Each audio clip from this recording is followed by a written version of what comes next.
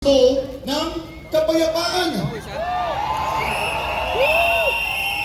Ayaw natin ng giyera. Kaya isa sa ating panawagan, peace, not war. Kapayapaan, hindi giyera.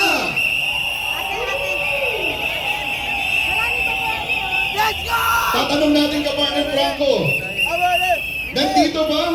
Isa ba dito ay may gusto ng giyera? Napakahina. Iparinig natin nandiyan sa harap yung Congress. Iparinig natin sa kanila. Kalampagin natin ang ating hinaing! Gusto niyo ba ng giyera? Ayaw po namin ng giyera. Ang gusto po namin ay kapayapaan. Pero Kapartner Franco, hindi yan magbabago kung hindi babaguhin ng administrasyon ang kanilang foreign policy. Ang tanong, partner, natutupad ba ang foreign policy? Eh dahil sa patuloy na nakikita natin sa mga balita is unconstitutional. Labag sa batas ang inaulit ng ginawa ng ating Pangulo ng Bansa. Ang paglabag, isa na lang dito. Mga kababayan, isa na lang dito. Ang pagde-deploy ng iba't ibang uri ng military hardware ng Estados Unidos. At kagaya na lang dito, ang Typhoon missiles na talaga naman kaya magdala ng nuclear bomb. Ito po ay malinaw na paglabag sa ating Constitution. Kaya bilang mga Pilipino, huwag po nating pahintulutan na masalanta at maperwisyo ang bansang Pilipinas dahil sa isang giyera na hindi natin hinahangad. At isa pa, Kapartner Franco, malapit sa bituka ng mga Pilipino. Sa halagang, tatanong natin sa inyo, sa halagang 1,000 pesos, na yun lang yung kaya nating kitain siguro sa isang linggo. Kasya pa ba yan sa pang-araw-araw ninyo na pangangailangan? Ang hina, kasya pa ba yan sa iyong mga pangangailangan? Bilang mga Pilipino, kailangan natin ng maayos at ligtas na pamumuhay. Abot kayang mga bilihin at maliwanag na kabuhayan at hanap buhay. Correct. Paano yan, partner? Nakikita natin tila yung mayaman ay interest lang ng mga nasa oligarking pamamahala. Isa na lang dito. Ano ba ito? Ang mga farmers, ang ating mga kababayang magsasaka. Sino ba ngayon ang nagkakaroon ng power? Hindi ba yung malalaking kumpanya? Kaya nakikita natin isang malinaw na paglabag hindi lang sa karapatan ng bawat Pilipino, bagkus sa ating demokrasya na ngayon ay isang kamamaraanan para isigaw ng bawat mamamayan na hindi ito pagmamay-ari ng Pangulo ng Bansa.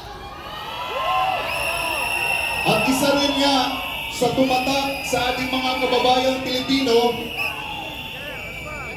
yung tanong nila sa kada araw, nasaan na ba ang 20 pisong bigas?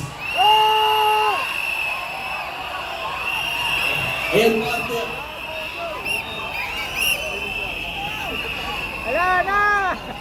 May nabili ba kayo na 20 pesos na bigas? Sabi nila, mga sinungaling daw kayo. Merong 20 pesos.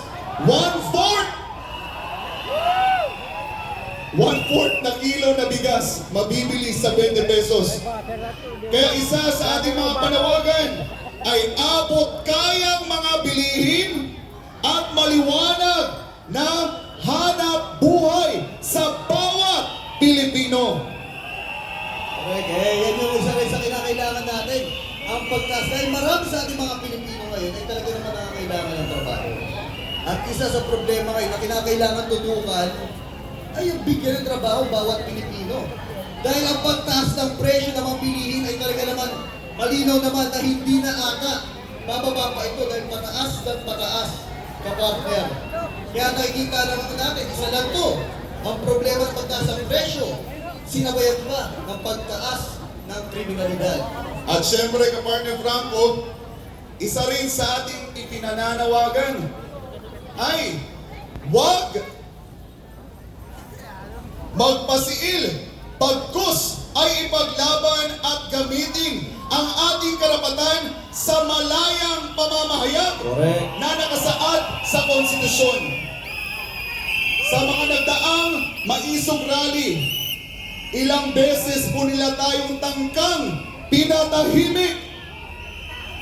Ilang beses nilang nais guluhin ang ating mapayapang peace rally. Pero ang tanong, nagpatinag ba ang mga maisog? Ang hina, nagpatinag ba ang mga maisog? Eh, di na mas lumalakas pa at tumarami ang maisog. Ito yung malinaw na nagpapakita na mulat na ang mamamayang Pilipino. Tama ka dyan, kapartner Franco.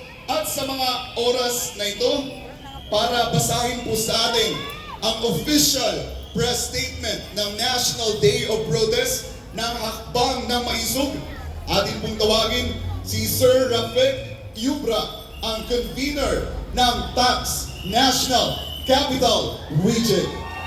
Isang masigabong palakpakan!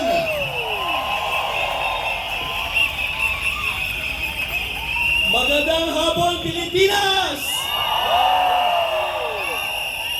Magandang hapon, Pilipino! Gising na tayong lahat!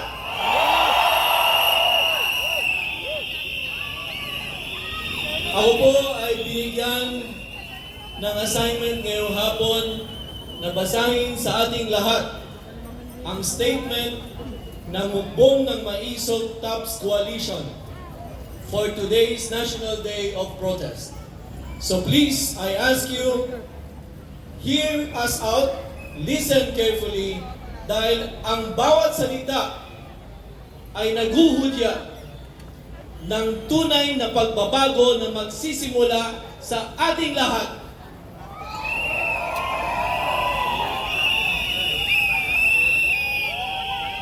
Sobra ka na, BBM!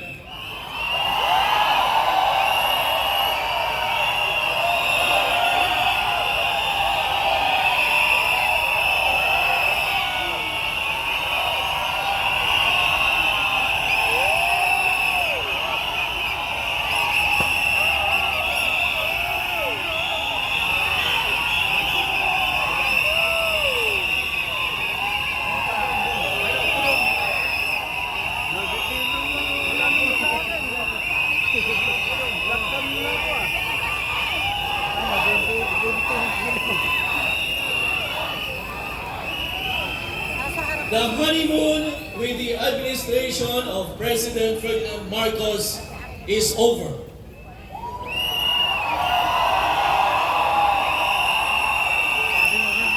Ilabas na yan!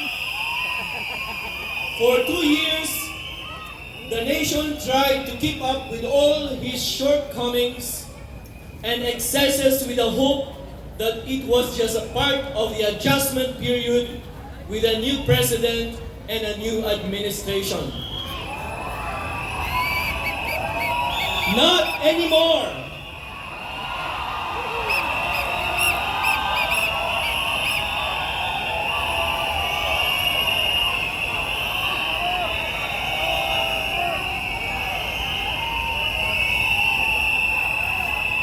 Under the president, the gains that the country enjoyed during the term of former President Rodrigo Roa Duterte have gone up in smoke.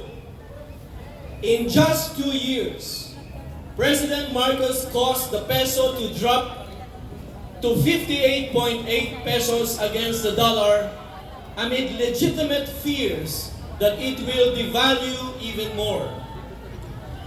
When the peso drops, the price of everything else goes up, which makes the country more unstable.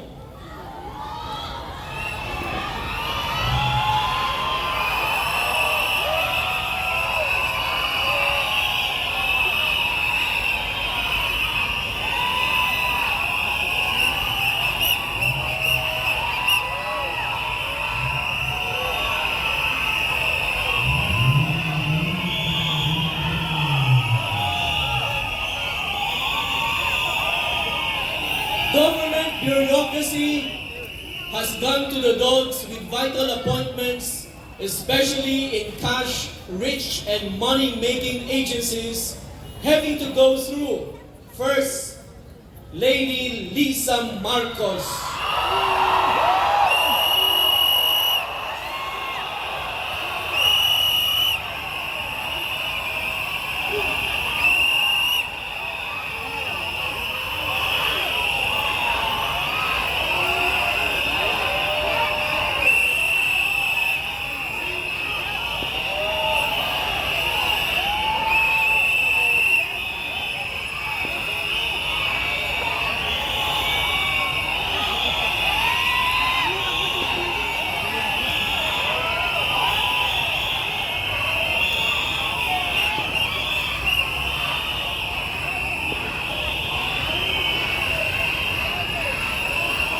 To deliver the message that this administration is not government of laws, it has gone on a wholesale slaughter of Duterte appointees duly protected by civil service laws.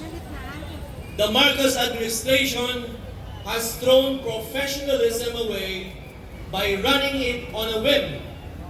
This is best exemplified by the cavalier manner by which it appointed Lieutenant General Emmanuel Peralta as OIC Chief PNP effective 31st of March 2024, only to be replaced by Major Romel Francisco Marbil less than 24 hours after. It was a slap on the face not only on General Peralta but on the entire PNP hierarchy, and a warning that this administration will and can do anything on a whim.